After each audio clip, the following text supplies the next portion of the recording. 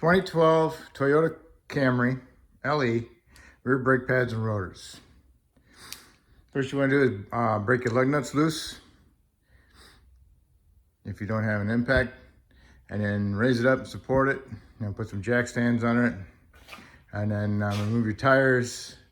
Then you want to remove the caliper mounting bolts, which are two 14mm head bolts, one here and one there. Get them out.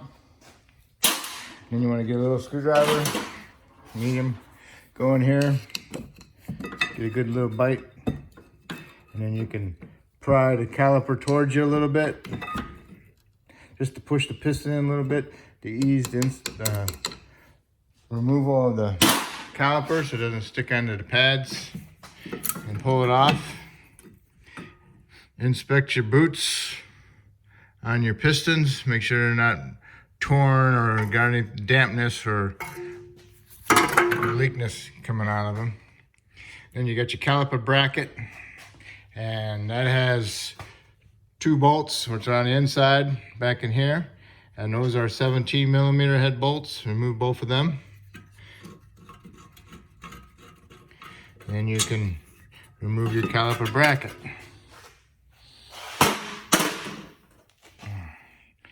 Next, you want to do is inspect them, see how they're wearing, and then you want to check out your slide pins, make sure they're not frozen. If they turn, they're not frozen. And this one doesn't turn, so it's frozen, so we'll have to get to that in a minute. Next, you need to do is remove your rotor. You can spray some penetrant around here, let it soak for a minute, and then you need to smack it with a hammer. If you're not reusing the rotor, then it's okay, you can hit the rotor itself. But you need to hit it a couple good times with a mini sledge. You get that vibration going so it breaks loose from the rust, okay? Always use a sledge like that. Now hit it like this. Broke it loose. And you can wiggle it off, because sometimes it sticks to the parking brake shoes. And then get your rotor off and remove your adjuster plug. You want to put that on your new rotor. And then you want to inspect your parking brake shoes, make sure they're not down to nothing. These ain't too bad. All right. And now you need to clean this up, clean this surface, get all the rust out of there.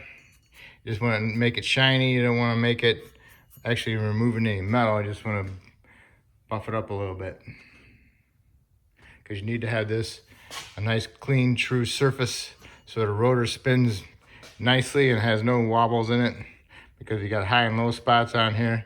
That'll create a wobble in your rotor, and then in return puts a pulsation in your pedal. Okay. All right, clean the hub surface up and nice and cleaned up. Then you want to put a little fine film of anti-seize on it. Okay.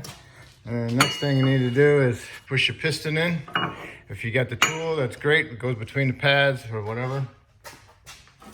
Or you can use a pair of big, decent size channel locks. Make sure you don't have a plastic piston. If you got a plastic piston, the channel locks will sometimes chip it.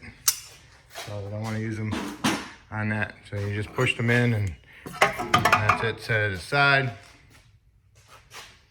And next we need to do is come to the bracket, get your pads off and your clips. Just smack them with a hammer, you'll get the pads out of there. Okay, there's the caliper bracket. Got a lot of rust and dirt underneath there. It goes underneath the abundant clips or the hardware. You need to get that all off of there and get it cleaned up, because if you don't, then because rust swells up and it expands, and it expands on the pads, and your pads can't move freely inside the clips or the abundant hardware. So you need to get it cleaned up like that, get all the rust out of there. I'll use a little angle grinder with a disc on it. Use it sideways on there, works great. And then I'll paint those and I'll let them dry. But before you paint them, you want to make sure your pins, your slide pins, are free, and you need to lube them up. Just a quick note, before you go through all this effort to clean them up, make sure you can get your pin out. Okay, this one is free, so we can take it out and lube it. But this one's not free, will not move. Doesn't even budge. So what I'll do is I'll take a propane MAP gas and heat it up. You don't want to heat it up so much that you're burning the boot. Okay, so you want to keep the flame away from the boot so you don't burn it. Otherwise you'll have to get a slide pin kit. But if you heat this up a little bit and that pin don't come out, then you might as well just replace the caliper and bracket assembly. And I would recommend doing both sides then. Because they're just running into problems in the future anyway because of the rust that built up inside there. So, but well, if I can get this off pretty easily, then we'll clean it up and then put some dialytic, some So-Glide in there.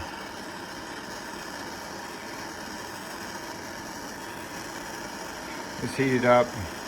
You don't want to heat it up so much, because if you heat it up so much, that pin will just shoot out of there like a gun. And it's done it. Been in the same spot, and it actually shot out from here and went all the way across my garage and into my door. And put a hole in it. That's pretty bad. Would have never thought that. Pretty dangerous. I just was in front of it and I just stepped aside. So just get it heated up and then let the heat soak in a little bit. And go and put your pliers on it or a wrench. See if you can move it. Once it starts moving, then take the heat off of it. So you get the idea. Okay, it's moving a little bit. And once it starts to move, it's going to start moving. Okay? And once it starts moving, you want to get it off of there. It already is starting to do something to my boots and don't want to do too much. Usually you can stick your screwdriver under here, lift up that boot so it doesn't stick to the bolt so much, but mine stuck to it and I ripped it on the inside right here. And I'm still having a hard time getting this off, so I'm going to replace it. All right, I found a boot in my brake parts bin. I cleaned my pin up and put some So-Glide on it. Get it all around it. Do not pack the cylinder inside here up, because you'll never be able to push the pin in all the way because you can't compress a solid. So it gets them all over the pin and get it up in that groove so it gets on that boot, and so allows it to have some spinach. So as you push it in there, turn it, because there's flat spots on here and you want to be able to spread that grease around. Okay, now you can paint your bracket, let it dry. While the paint is dry, you want to put some anti-seize on your hub. And then you want to clean off your rotor. I always use Windex. I'm going to remove that shipping oil that's on there. Just spray it all over with Windex or some degreaser. Not supposed to use brake clean because brake clean has it eats the brake pads away. New style brake pads put the flour on it, and brake clean's bad for it. So any residue of the brake clean might deteriorate the new pads. You got the new rotor on, and don't forget your parking brake adjuster plug. All right. Now you can put your bracket on, but you gotta put your clips on. This comes with different various ones, so you need to match them up with the old ones. They look the same pretty much, but original one has this little nub sticking up. So there's a new one, the nub sticking up. And this one doesn't have the nub sticking up, so those aren't the same. Put them aside and grab the ones with the nubs. Okay, they're on there. And make sure you seat them on those right down there. Push them down in there. Okay, make sure they're down there all the way.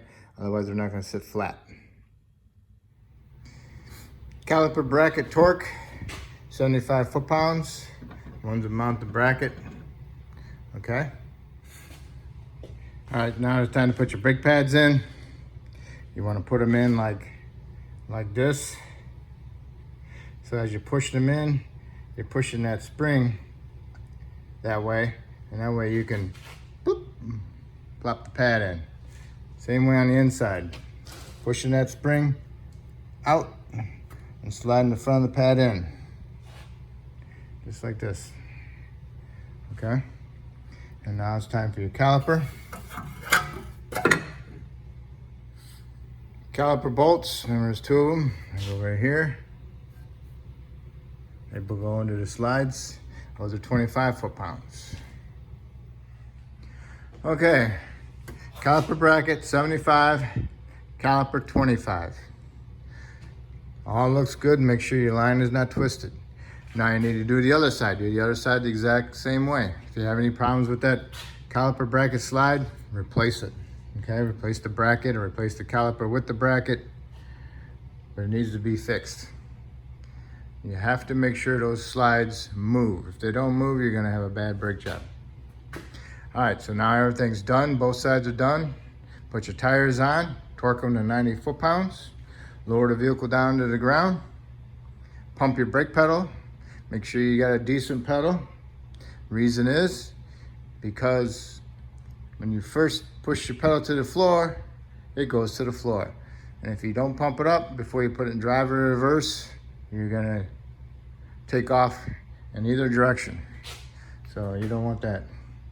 So anyway, make sure you got a good firm pedal, and then go underneath the hood, double check your fluid level, top it off, whatever, and that's it. And that will complete your brake job for the rears. Fronts are pretty much the same way, so, and that's it. So if I helped you out doing this video, that's great.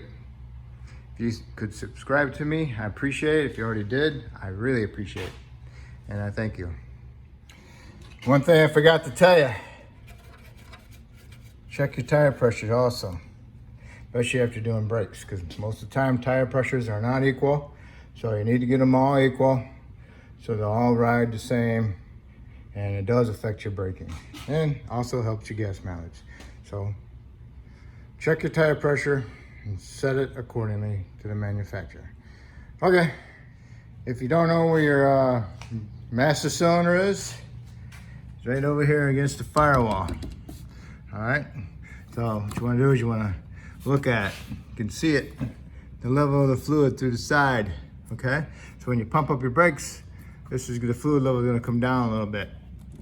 Okay, see the fluid moving inside there? So you don't really actually have to remove the cap. The cap is just a pry on like that, okay? But if you're ever gonna take it off and it's full of dirt, wipe it off.